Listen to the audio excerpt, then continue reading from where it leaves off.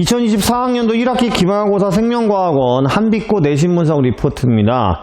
한빛고는 이번 시험에서 근수축에서 방어작용까지 총 22문항이 출제가 됐고요. 문항수가 많은 편도 아니었고, 한빛고 같은 경우는 전통적으로 고난이도 문제를 출제한다기보다는 너무 까다로운 문제나 너무 자세한 문제를 출제한다기보다는 이제 기본적인 개념, 그 다음에 고3 모의고사 수준에서의 문제들, 물론 거기도 난이도가 높은 것도 많죠. 하지만 너무 이제 곁으로 돌리는 문제들보다는 정확하게 개념 공부를 명확하게 했느냐라는 것들을 묻는 문항이 많이 출제가 되는 편이기 때문에 이번 시험도요, 기존 내신 기출 문제 유형의 문제들이 많이 출제가 됐고요. 그러니까 기존의 내신 기출 문제, 그 다음 플러스 고3 모의고사에서 문제들을 많이 풀어봤다라고 하면 충분히 고득점을 받을 수 있을 시험이었다라고 볼 수 있습니다.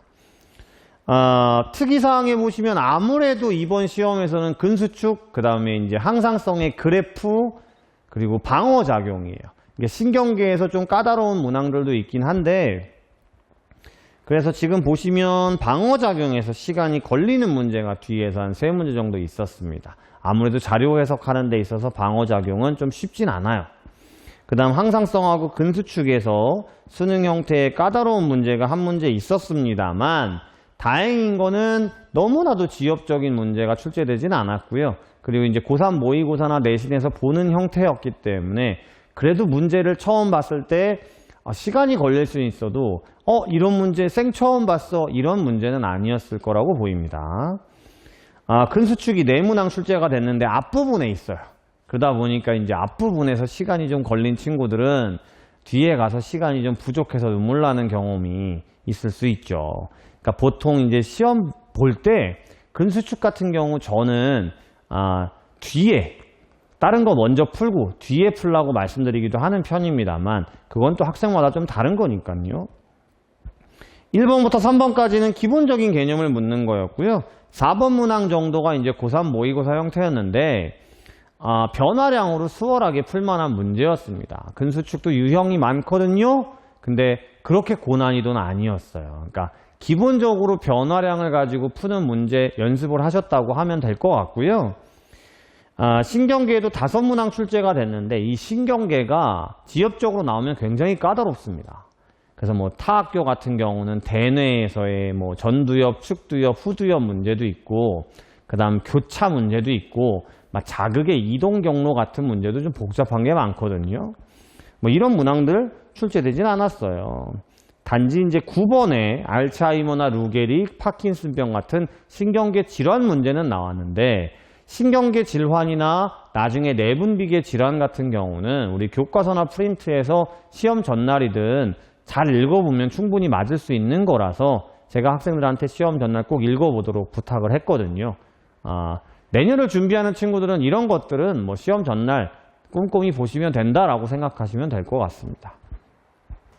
항상성 6문항 출제가 됐어요. 10번에 생장호르몬 오시토신 문제가 출제되긴 했지만 자세한 내용을 묻는 건 아니었기 때문에 너무 걱정 안 하셔도 될 것 같고요. 그 다음 그래프나 문제 자체가 고3 모의고사나 내신 기출 문제에서 워낙 잘 보이는 문제입니다. 이 항상성 파트 같은 경우는 체온, 농도, 혈당 이건데요. 고3 모의고사 문제들이 거의 내신 문제랑 비슷한 편이에요. 이 부분에서도 너무 앞부분의 지엽적인 문제는 출제되지 않았습니다.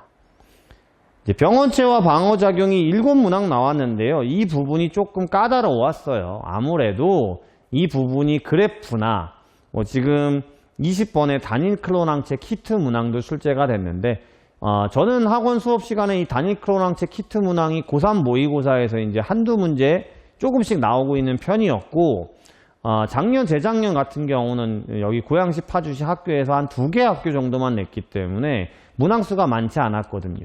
그래서 그래도 그 문항을 좀 모아서 학생들한테 설명해 준 편이었는데, 아무래도 이제 그 부분이 자주 나오는 게 아니니까 놓친 친구들도 있었을 수 있고요.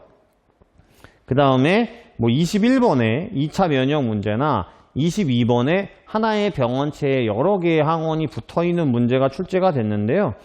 이 부분은 그래도 많이 나오는 편은 아니어도 내신 기출 문제 안에 있었기 때문에 내신 기출 문제를 꼼꼼하게 좀 풀어보고 정확하게 풀어본 친구들 같은 경우는 뭐 충분히 풀 수 있는 수준이었다라고 볼 수 있습니다.